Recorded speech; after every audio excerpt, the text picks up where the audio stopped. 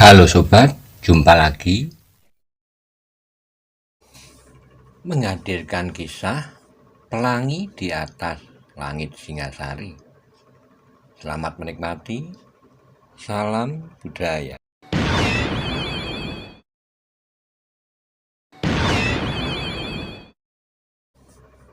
Pelangi di Atas Langit Singasari merupakan buah karya Esa Mintarja yang berlatar belakang mengenai kisah sejarah Kerajaan Singasari, pendirinya Ken Arok, yang dikisahkan dari awal mula, di mana Ken Arok merintis untuk menjadi seorang aku hingga menjadi Raja Singasari. Bagaimana kisah selanjutnya? Simak bersama-sama. Monggo kula aturi subscribe, like, komen, soho share, matur nuwun.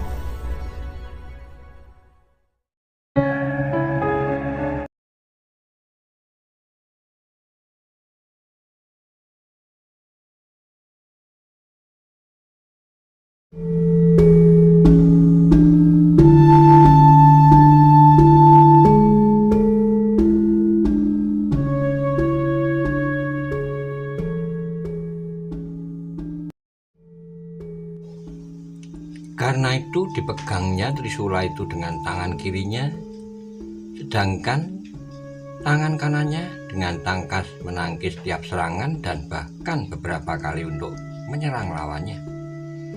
Dengan trisula di tangan kiri itu, sebenarnya gerak Maesha Agni justru terganggu. Tapi terasa suatu keanehan terjadi atas lawannya itu. Tiba-tiba ia tidak segarang semula. Berkali-kali lawannya terpaksa meloncat menjauhi dan kadang-kadang tangannya terpaksa melindungi matanya. Maesha Agni menjadi heran, agaknya lawannya itu benar-benar menjadi silo. Inilah khasiat trisula ini, pikir Maesha Agni. Dengan demikian, ia dapat mempergunakan kesempatan sebaik-baiknya. Digerakkannya trisula itu melingkar-lingkar seperti kemamang yang menari-nari di udara. Dan lawannya menjadi semakin terdesak. Dengan demikian Maesha Agni dapat mengenainya lebih banyak. Dan betapapun keras kulit hantu itu, namun lambat laun terasa juga nyeri-nyeri di kulit dagingnya. Tenaga Maesha Agni benar-benar sekuat raksasa. Pada umurnya menjelang seperempat abad itu, Maesha Agni benar-benar merupakan seorang pemuda yang pilih tanding. Akhirnya terasa bahwa tandang lawannya menjadi semakin susut, meskipun tenaga Agni sendiri seakan telah terperas habis. Berkali-kali hantu itu melompat surut dan mundur, semakin lama semakin jauh, hingga akhirnya hantu itu berteriak, "Kalau kau jantan lepaskan trisula itu, aku juga akan melepaskan pisauku." "Pisaumu itu tak berarti apa-apa," sahut Empu Purwo. "Tetapi kau memiliki tanda-tanda yang aneh di atas kepalamu. Jangan mencari-cari, pertimbangkan tantanganku," jawabnya. Sekali lagi Empu Purwo mendekati mereka, katanya dengan nada penuh kedamaian. "Berhentilah berkelahi. Kalian menyerah," jawab lawan Agni. Maesha Agni lah yang menyaut, "Tidak." Kembali terdengar suara Empu Purwo. "Berhentilah berkelahi, dengarkan kata-kataku."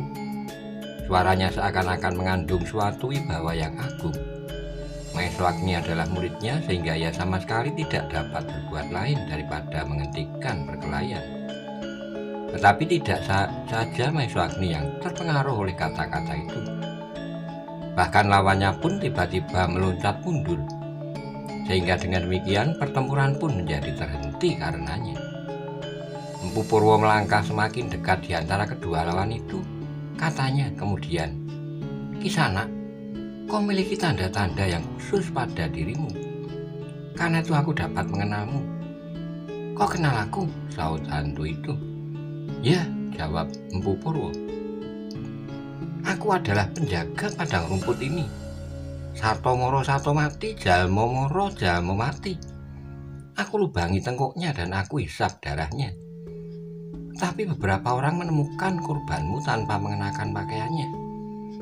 tanpa ikat pinggang, tanpa uang dan perhiasan, potong Empu Purwo. Hantu itu menggeram, tapi sebelum ia menjawab, Empu Purwo telah meneruskan kata-katanya. Jangan menyembunyikan dirimu, kau adalah kekasih dewa-dewa. Tampak lawan Maeswagni itu mengerutkan keningnya. Siapakah namamu, Kisanak? Desak Empu Purwo. Hantu tidak punya nama, jawabnya. Siapakah namamu, Kisanak? Ulang Empu Purwo. Aku tak punya nama, teriaknya keras-keras sehingga suaranya menggema di seluruh padang rumput karautan. Tetapi kembali terdengar suara Empu Purwo tenang perlahan-lahan, namun pasti. Siapakah namamu, Kisanak? Hantu yang menakutkan setiap orang itu tiba-tiba menundukkan kepalanya. Rambutnya yang liar terjuntai di atas bahunya. Angin yang lembut mengalir perlahan-lahan menggerakkan ujung-ujung rambut yang terurai lepas bebas rumput alang-alang di padang rumput itu. Tanpa diduga oleh Maeswagni, tiba-tiba terdengar mulut hantu itu menjawab, namaku Kenarok. Maeswagni terkejut mendengar nama itu. Tidak saja Maeswagni, tapi yang menyebutkan nama itu pun terkejut pula. Dengan lantangnya ia berteriak, jangan ulangi namaku, dan untuk seterusnya kau tak akan sempat menyebut namaku. Sebab kalian berdua akan kubunuh malam ini, agar Kenarok tetap tak dikenal orang. Tiba-tiba Maeswagni bersiap kembali. Nama Kenarok adalah nama yang menakutkan. Tak ada bedanya dengan hantu di padang rumput kerautan yang ternyata adalah Kenarok itu. Kau adalah orang buruan, berkata Agni dengan lantang. Selagi engkau bernama hantu itu pun aku tidak takut. Apalagi ternyata engkau adalah manusia terkutuk. Bersiaplah, kita bertempur sampai hayat kita menentukan siapakah di antara kita yang akan berhasil keluar dari padang rumput ini. Bagus, teriak hantu yang ternyata bernama Kenarok itu. Berpuluh bahkan beratus orang yang telah aku bunuh. Apa artinya kalian berdua? Saat kemudian Kenarok dan Maeswagni telah siap untuk bertempur kembali. Namun segera Empu Purwo berkata, perkelahian di antara kalian tak ada gunanya. Sebab perkelahian itu tak akan sampai pada ujungnya. Kenarok memiliki kelebihan dari manusia biasa, sedangkan Agni membawa pusaka yang tak ada duanya di dunia ini. Aku akan melayaninya, Bopo, sahut Agni. Sehari-hari, 2 hari, bahkan selapan pun, aku tak akan meninggalkannya. Sebelum ayam jantan berkokok kau sudah mati, potong Kenarok. Tak ada artinya, Agni, berkata Empu Purwo. Kemudian kepada Kenarok, pendeta tua itu berkata, Arok, apakah kau dapat berkelahi dengan mata yang silo? Bagaimanakah kalau Trisula itu berada di tanganku? Kemudian Agni memukulmu semalaman suntuk. Kau tak akan dapat membalasnya, sebab aku akan menggerakkan Trisula itu ditentang matamu. Curang, teriak Kenarok dengan marah. Kau juga curang, bantah Empu Purwo. Mengapa? Hanya karena aku megang pisau ini. Baiklah, kalau demikian pisauku akan aku buang. Kita bertempur tanpa senjata. Bukan, sahut Empu Purwo. Bukan karena senjatamu, tapi mengapa kau seolah-olah menjadi kebal? Kenarok mengerutkan keningnya. Pertanyaan itu benar-benar aneh. Akhirnya ia menjawab, bukan kehendakku. Sejak aku sadar tentang diriku, aku telah menjadi kebal. Dewa-dewalah yang membuat aku demikian. Bertanyalah kepada dewa-dewa. Kalau itu kau anggap kecurangan, dewalah yang memberkali aku dengan kecurangan itu. Bagus, dewa pula lah yang memberi aku Trisula itu, sahut Empu Purwo. Adakah itu juga suatu kecurangan? Kenarok menggeram, tapi ia tidak menjawab. Wajahnya menjadi tegang dan tangannya yang memegang pisau menjadi gemetar. Tetapi saat kemudian terdengar suara Empu Purwo lunak. Kemarilah, duduk. Kenarok dan Maeswagni sama sekali tidak tahu maksud pendeta tua itu. Karena itu untuk saat mereka berdiri matung sehingga orang tua itu mengulangi kata-katanya. Maeswagni dan Kenarok, kemarilah, duduklah. Meskipun masih diliputi oleh keraguan-raguan, namun Maesha Agni kemudian duduk di samping gurunya. Ken Arok masih tegak seperti tonggak. "Kemarilah Arok," panggil Empu Purwo dengan ramahnya.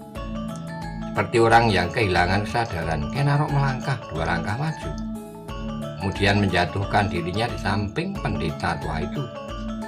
"Arok," kata pendeta tua itu, "seharusnya kau sadar dirimu. Siapakah engkau dan apakah yang akan terjadi atas dirimu? Kau memiliki beberapa kelebihan dari orang lain, tetapi kelebihan itu telah kau salah gunakan." Ken Arok tidak segera menjawab. Ditatapnya mata orang tua itu di dalam malam yang gelap. Mata itu seakan-akan memancarkan cahaya yang putih bening. "Ken Arok, apabila engkau sedang berbaring menjelang tidur, tidakkah kau pernah menghitung berapa orang yang telah menjadi korbanmu? Tidakkah kau pernah membayangkan bahwa orang yang menggelitak mati di padang rumput kerautan ini, atau di tempat-tempat lain yang pernah kau diami, tidak saja menimbulkan kengerian pada saat-saat matinya, tapi peristiwa itu juga akan meninggalkan goresan yang dalam bagi keluarganya, bagi anak dan istri mereka yang menunggunya di rumah. Tidakkah kau pernah membayangkan bahwa seorang laki-laki pergi merantau untuk mendapatkan sesuap nasi, tetapi di jalan pulang laki-laki itu bertemu dengan seorang anak muda yang bernama Ken Arok di rumah anak-anaknya yang lapar menunggunya, tapi laki-laki itu tak pernah pulang ke rumah?" Ken Arok belum pernah mendengar seorang pun berkata demikian. Kawan-kawannya pada masa kanak-kanaknya, ayah angkatnya yang bernama Lembong, Bangu Samparan, dan orang-orang yang pernah datang pergi dalam perjalanan hidupnya, yang dikenalnya hanyalah daerah-daerah yang gelap, judi, tuak, perempuan, dan segala macam kejahatan. Sekali 2 kali hidupnya terdampar juga ke rumah-rumah yang wajar, namun tak sempat didengarnya nasihat dan petuah-petuah. Karena itu maka kata-kata Empu Purwo itu mula-mula asing baginya. Tapi kalimat-kalimat itu seperti embun yang menetes dari langit. Perlahan-lahan daun-daun rumput yang kering menjadi basah pula. Demikianlah kata-kata asing itu di hati Ken Arok. Meskipun ia belum mengenal seluruhnya, namun terasa bahwa ada dunia lain dari dunianya yang gelap. "Ken Arok," kembali terdengar suara Empu Purwo, "kau masih muda, masa depanmu masih panjang." Tiba-tiba Ken Arok menundukkan wajahnya. Perlahan-lahan dia matinya tangan yang kotor karena darah dan air mata. Dan kini tangan itu menjadi gemetar. "Tak ada jalan lain yang dapat aku tempuh," terdengar suaranya Parong, tetapi tidak sekeras semula. "Banyak," sahut Empu Purwo. "Aku telah asing dari hidup manusia wajar. Semua orang menjauhi aku," katanya. "Mereka takut kepadamu, kepada perbuatan-perbuatanmu," jawab Empu Purwo. Ken Arok menggeleng matanya menjadi sayu, katanya. "Tidak, sejak aku lahir di luar kehendakku, aku adalah anak panas. Ayahku mati ketika ibuku diceraikannya dan orang menyalahkan aku. Kemudian menurut kata-kata orang, pada masa aku masih bayi merah, aku dibuang di pekuburan. Aku dipelihara oleh Bapak Lembong, seorang pencuri. Salahkah aku kalau aku kemudian mengikutinya cara hidupnya?" "Tidak," sahut Empu Purwo. "Kau tidak bersalah. Tapi kau akan lebih berbahagia kalau kau dapat menempuh cara hidup yang lain." Ken Arok mandang wajah pendeta tua itu dengan seksama. Kesan wajahnya telah berubah sama sekali dari semula. Matanya kini sudah tidak liar dan ganas, bahkan kini menjadi suram. Sekali lagi ia menggeleng. "Aku tidak tahu apakah masih ada cara hidup yang lain yang dapat aku jalani. Aku telah dijauhi oleh Sanak Kadang." "Jangan risau," sahut Empu Purwo. "Meskipun kau dijauhi oleh Sanak Kadang dan Hande Tolan, apabila kau tundukkan kepalamu dan bersujud kepadanya, maka adalah sahabat manusia yang jauh lebih berharga dari sanak kacang, handai tolan, dan semua orang. Siapakah dia? Bertanya Kenaro. Yang Maha Agung, jawab Empu Purwo. Perlahan-lahan namun langsung menusuk kalbu Kenaro. Maeswagni telah sering mendengar gurunya berkata demikian kepadanya. Berkata tentang Yang Maha Kuasa yang menciptakan langit dan bumi, kemudian memeliharanya, dan kelak akan datang masanya langit dan bumi akan dihancurkannya. Tapi Kenaro belum pernah mendengar sebutan itu, karena itu ia masih berdiam diri menunggu penjelasan. Kenaro, Empu Purwo melanjutkan, meskipun kau hidup sendiri di dunia ini, namun kau akan berbahagia kalau Yang Maha Agung itu tidak meninggalkanmu. Kenaro masih berdiam diri. Kata-kata pendeta tua itu belum begitu jelas baginya. Ia sama sekali tidak kenal kepada Yang Maha Agung itu. Tapi dalam kesibukan berpikir, tiba-tiba Kenaro teringat pada pengalamannya. Ketika ia dikejar-kejar oleh orang kemundungan, ketika ia sudah tidak tahu apa yang harus dilakukan, maka manjatlah ia ke atas batang pohon tal. Tapi orang-orang yang mengejarnya memotong batangnya. Pada saat itu, pada saat ia telah kehilangan akal, terdengarlah suara dari langit. Kenaro, potonglah 2 helai daun tal, pakailah sebagai sayap, dan kau akan dapat terbang melintasi sungai di bawah pohon tal itu. Kemudian ketika dipotongnya 2 pelepah daun tal, serta dinaiknya seakan-akan ia terbang melintasi sungai, maka tiba-tiba melontarlah pertanyaan menusuk benaknya. Suara apakah yang telah menyelamatkan aku itu? Suara itu telah lama dilupakannya, bahkan dianggapnya tidak pernah ada. Tetapi suara itu kini terngiang kembali jelas, seperti baru saja diucapkan. Akhirnya sampailah ia pada kesimpulan, itulah suara Yang Maha Agung. Kenaro terkejut sendiri pada kesimpulan yang ditemukannya. Bersamaan dengan itu terbayanglah di matanya peristiwa-peristiwa yang pernah dialaminya. Perampokan, pembunuhan, perkosaan, dan segala jenis kejahatan. Tiba-tiba Kenaro menjadi takut kepada penemuannya, pada kesimpulan yang didapatnya. Kalau benar Yang Maha Agung itu ada, maka akan diketahui semua perbuatannya. Kenaro menjadi gemetar seperti orang kedinginan, wajahnya menjadi pucat. Dan dengan suara yang bergetar, Kenaro bertanya meyakinkan, adakah Yang Maha Agung itu kenal padaku? Ya, sahut Empu Purwo. Yang Maha Agung itu kenal kepadamu, kepadaku, kepada Agni, dan kepada semua manusia di dunia ini, seperti seorang bapak mengenal anak-anaknya. Tahukah Yang Maha Agung itu atas apa yang pernah dan sedang aku lakukan? Bertanya Kenaro pula. Pasti, jawab Empu Purwo. Mendengar jawaban itu, Kenaro menjadi menggigil karenanya. Keringat dingin mengalir di seluruh wajah dan kulitnya. Tiba-tiba Maeswagni menjadi terkejut ketika tiba-tiba Kenaro itu meloncat berdiri. Terdengarlah ia berteriak, "Bohong, bohong, kau akan menakut-nakuti aku." Tanpa sadarnya Maeswagni pun melompat berdiri. Dengan kesiagaan penuh ia mengawasi Kenaro yang berdiri tegang di muka gurunya. Matanya yang sayu suram kini menjadi liar kembali. Dengan ujung pisaunya ia menunjuk ke wajah Empu Purwo yang masih duduk dengan tenangnya. Katanya, "Kau ingin melawan aku dengan cara pengecut itu? Berdirilah bersama-sama, kita bertempur sampai binasa." Maeswagni telah siap, ia akan dapat menyerang Kenaro dengan satu lompatan.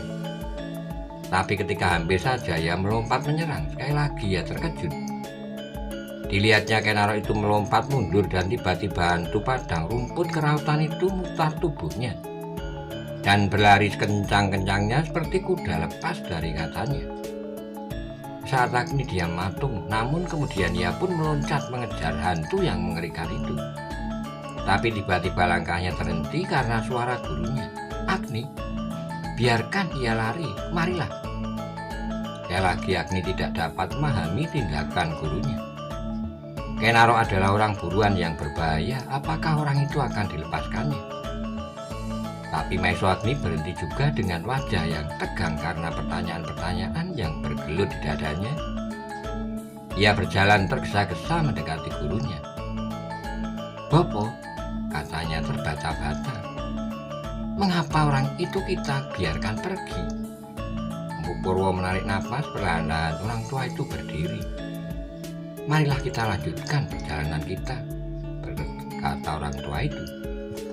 Seakan-akan ia tak mendengar pertanyaan muridnya. Bahkan katanya kemudian, "Kita tidak akan sampai tengah malam nanti." Karena pertanyaannya tidak dijawab, Agni menjadi semakin tidak puas, tapi ia diam saja.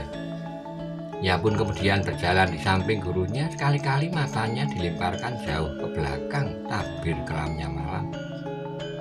Hantu padang rumput kerautan telah hilang, seakan-akan ditelan oleh raksasa hitam yang maha besar. Meskipun demikian, Maeswagni tidak bertanya-tanya lagi. Bintang gemintang di langit masih bercahaya gemerlapan. Beberapa pasang telah semakin bergeser ke barat, dan embun pun perlahan-lahan turun. Agni masih berjalan di samping gurunya dengan matanya yang tajam ditatapnya padang rumput yang terbentang di hadapannya. Berapa tonggak lagi ia masih harus berjalan. Dalam keheningan malam itu kemudian terdengar suara gurunya lirih. "Agni, masihkah kau berpikir tentang hantu padang kerautan?" Maeswagni menoleh, kemudian ia mengangguk sambil menjawab, "Ya, Bopo. Apa yang kau lihat pada anak muda itu?" bertanya gurunya. Maeswagni tidak tahu maksud gurunya, karena itu untuk saat ia tidak menjawab. Sehingga Empu Purwo mengulangi, "Adakah sesuatu yang aneh yang kau lihat pada Kenaro?" "Apakah yang aneh itu?" bertanya Maeswagni. "Itulah yang aku tanyakan kepadamu. Sesuatu yang tidak ada pada kebanyakan manusia," sahut gurunya. Maeswagni termenung sejenak. Dicobanya untuk membayangkan kembali tubuh lawannya.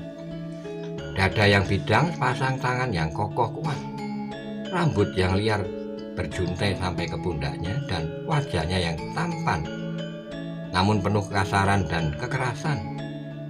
Tiba-tiba Agni menggeleng, gumamnya seperti kepada diri sendiri. Tak ada yang aneh padanya." Empu Purwo mengangguk-angguk, pikirnya. "Aku sudah menduga bahwa Agni tak melihat cahaya di ubun-ubun Kenaro." Tapi yang keluar dari mulutnya adalah, "Memang tidak ada Agni, namun ada cerita yang aneh tentang anak muda yang menjadi buruan itu." Maeswagni mengawasi wajah gurunya dengan seksama, tetapi tak dilihatnya kesan apapun pada wajah yang tua itu. Mungkin karena gelapnya malam, mungkin karena di wajah pendeta tua itu segala sesuatu menjadi tenang, setenang permukaan telaga yang terlindungi dari sentuhan angin. Tapi kemudian terdengar Empu Purwo berkata, "Agni, tak banyak yang aku dengar tentang asal-usul Kenaro, tetapi aku pernah mendengarnya dari mulut beberapa orang pendeta. Di antaranya pendeta di Sagenggeng, bahwa dari kepala Kenaro itu mancar cahaya yang kemerah-merahan. Dan cahaya yang demikian adalah ciri dari mereka yang dikasihi oleh Brahma." "Kalau demikian," kata Maeswagni terputus. "Ya." Empu Purwo mengangguk-anggukkan kepalanya. "Kenaro adalah kekasih Brahma. Bahkan orang pernah menganggap bahwa Kenaro adalah pecahan Dewa Brahma sendiri." Maeswagni menundukkan wajahnya, ditatapnya ujung kakinya berganti-ganti. Seakan-akan ia sedang menghitung setiap langkah yang dibuatnya. Kembali menjalar di benaknya beberapa macam pertanyaan yang kadang-kadang sangat aneh baginya. Tiba-tiba teringatlah ia kepada trisula di tangannya. Ya, di tangan kirinya masih digenggamnya tangkai trisula yang terlalu kecil baginya. Tanpa sadarnya diamatinya trisula itu dengan seksama. Trisula itu benar-benar berkilauan, namun tidak sampai menyilaukan baginya. Maeswagni terkejut ketika didengar gurunya berkata, "Agni, Cerita tentang Trisula itu sama anehnya dengan cerita tentang orang buruan itu. Agni mengangkat wajahnya, sekali lagi dipandangnya wajah gurunya, wajah yang sepi, hening. Trisula itu adalah hadiah dari Siwa. Empu Purwo meneruskan. Memang cerita itu aneh bagi Maesho Agni, karena itu ia menjadi heran kekasih Brahma yang hampir setiap saat menjalankan kejahatan dan senjata dia Siwa di tangannya. Adakah dengan demikian berarti bahwa membenarkan segala macam kejahatan itu? Meskipun pertanyaan itu tidak terucapkan, namun Empu Purwo telah dapat menangkap dari wajah muridnya. Maka katanya, Agni, jangan kau risaukan apa yang sedang dilakukan oleh Brahma, Siwa, dan Wisnu sekalipun. Kalau pada suatu saat orang-orang yang menurut cerita bersumber pada kekuatan Brahma harus berhadapan dengan orang-orang bersumber pada kekuatan Siwa atau Wisnu, itu bukanlah hal yang perlu kau herankan. Sebab baik Siwa, Brahma maupun Wisnu itu sendiri merupakan pancaran dari maha kekuasaan yang esa, dan keesaan kekuasaan itulah yang mengatur mereka. Apa yang dilakukan Brahma, Wisnu, dan Siwa adalah satu rangkaian yang bersangkut paut dengan tujuan tunggal. Apa yang diadakan oleh kekuasaan itu kemudian dipeliharanya untuk kemudian apabila sampai saatnya dihancurkannya. Ini kembali Maesho Agni menundukkan wajahnya. Ia dapat mengerti apa yang dikatakan oleh gurunya, dan itulah sebabnya maka gurunya tak mengizinkannya untuk mengejar Kenaro, yang menurut kata orang adalah pecahan Dewa Brahma itu sendiri. Kemudian gurunya itu tidak berkata-kata lagi. Mereka berjalan saja menembus malam yang gelap dingin, dan setapak demi setapak mereka mendekati rumah mereka, desa Ponowijen. Ketika mereka menjadi semakin dekat, maka lupalah Maesho Agni pada Kenaro, pada Trisula di tangannya, pada cerita tentang Brahma dan Siwa, serta pada perkelahian yang baru saja dialami. Yang ada di dalam angan-angannya kemudian adalah kampung halamannya, kampung halaman di mana ia meneguh ilmu dari gurunya Empu Purwo. Tapi kampung halaman itu tidak akan demikian mukonya apabila di sana tidak ada orang-orang tersangkut di dalam hatinya selain gurunya, pendeta tua yang sabar dan tawakal itu. Yang mula-mula hadir di dalam angan-angannya adalah seorang gadis yang memiliki kecantikan seperti yang dirindukan oleh bidadari sekalipun. Kadang-kadang Maesho Agni menjadi heran apabila dibandingkannya wajah gadis itu dan wajah ayahnya. Ayahnya bukanlah seorang yang berwajah tampan pada masa mudanya. Entahlah kalau ibunya seorang bidadari yang kamanungsan. Maesho Agni belum pernah melihatnya, bahkan anak gadis itu sendiri pun tak dapat mengingat wajah ibunya lagi. Dan gadis yang bernama Ken Dedes itu di matanya tak ada yang memadainya. Sehingga tidaklah aneh bahwa setiap mulut yang tersebar dari lereng timur Gunung Kawi sampai ke Tumapel pernah menyebut namanya. Tapi gadis itu selalu bersikap manja kepadanya, seperti seorang adik kepada seorang kakak yang sangat mengasihinya. Maesho Agni tidak begitu senang pada sikap itu. Seharusnya Ken Dedes tidak menganggapnya sebagai seorang kakak. Tiba-tiba wajah Agni menjadi kemerah-merahan. Ia tidak berani meneruskan angan-angannya. Ia menjadi malu kepada dirinya sendiri. Perlahan-lahan Maesho Agni menggeleng-gelengkan kepalanya. Ia terkejut ketika mendengar gurunya berkata, "Agni, sebaiknya kau kembalikan Trisula itu kepadaku. Aku mengharap bahwa kelak kau akan dapat memilikinya." Oh, terdengar sebuah desis perlahan dari mulut Agni. Cepat-cepat ia menyerahkan senjata aneh itu pada gurunya tanpa sepatah kata pun yang keluar dari mulutnya. Kemudian mereka pun meneruskan perjalanan mereka. Sudah tidak seberapa jauh lagi. Dari desa di hadapan mereka terdengarlah kokok ayam jantan bersaut-sautan. Hari menjelang pagi, desis Empu Purwo. "Kita terhalang di padang kerautan," sahut Maesho Agni. Kembali mereka berdiam diri dan kembali Maesha Agni berangan-angan. Kini yang hadir di dalam benaknya adalah sahabatnya, seorang pemuda yang tampan, bertubuh tinggi tegap, bermata hitam mengkilat. Anak muda itu adalah putra Ki Buyut Ponowijen. Hampir setiap hari Maesha Agni bermain-main bersamanya, mengembala kambing bersama, bekerja di sawah bersama, saling membantu seperti kakak beradik yang rukun. Mereka berdua mempunyai banyak persamaan tabiat. Keduanya senang pada pekerjaan mereka sehari-hari. Keduanya bekerja di antara penduduk Ponowijen yang rajin menggali parit, membuat bendungan di sungai dan membersihkan jalan-jalan desa, memelihara pura-pura dan segala macam pekerjaan. Namun ada yang tak dapat dipersamakan di antara mereka. Maesha Agni adalah seorang pemuda yang tangguh, yang hampir sempurna dalam ilmu tata bela diri dan tata bermain senjata, berkelahi seorang diri dan bertempur dalam gelar-gelar perang.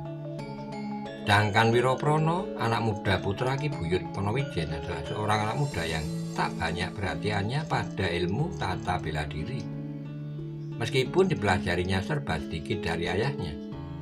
Meskipun anak muda itu rajin bekerja, namun ia tidak setekun Maesha Agni dalam menempa diri.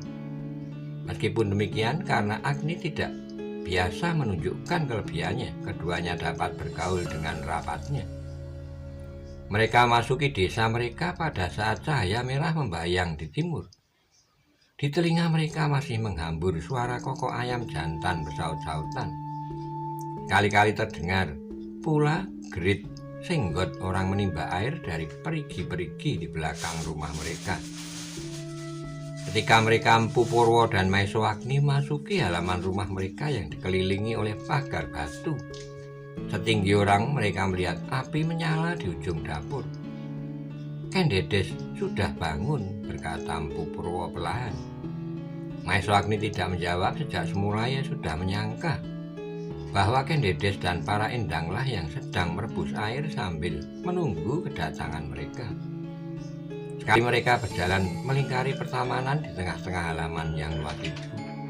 Kemudian mereka berjalan di tanggul kolam yang berair bening. Di siang hari, kolam itu dipenuhi oleh itik, angsa, dan berhati berenang dengan riangnya. Kedatangan mereka disambut oleh Ken Dedes dengan penuh kemanjaan. Dengan bersungut-sungut terdengar ia bergumam, "Ayah terlalu lama pergi bersama Kakang Agni. Semalam aku tidak tidur. Ayah berkata bahwa selambat-lambatnya senja kemarin sampai di rumah. Tetapi baru pagi ini ayah sampai." "Agni kerasan di Tumapel," jawab Mpu Purwo. "Ah," desak Ken Dedes, "barangkali gadis-gadis Tumapel menahannya." Maesha Agni tersenyum kemalu-maluan. Ia tidak mau disangka demikian, namun ia tidak dapat mengatakan keadaan yang sebenarnya di padang kerautan. Karena itu menyaut, "Aku berburu kelinci di padang kerautan." Ken Dedes mengerutkan keningnya, katanya, "Ayah melewati padang rumput itu." Mpu Purwo mengangguk. "Tidakkah ayah takut pada hantu yang sering menghadang orang lalu di padang rumput itu?" desak Ken Dedes. Sekali lagi Mpu Purwo menggeleng, katanya, "Tak ada hantu di sana. Yang ada adalah kelinci-kelinci dan anak-anak rusa." Ken Dedes tidak bertanya lagi, tapi wajahnya nampak sungguh-sungguh. Tiba-tiba Ken Dedes melangkah maju mendekati Maesha Agni. Ditatapnya sesuatu pada wajah anak muda itu. "Mengapa wajahmu, Kakang?" bertanya Ken Dedes kemudian sambil meraba pipi Maesha Agni. Baru pada saat itu Maesha Agni merasa wajahnya nyeri. Sebuah jalur kemerahan membujur di wajahnya. Di samping noda yang kebiru-biruan, sekilas terasalah tangan hantu kerautan menghantam wajahnya itu pada saat ia berkelahi. "Pipiku tersangkut dahan pada saat aku merunduk menangkap kelinci," jawab Agni.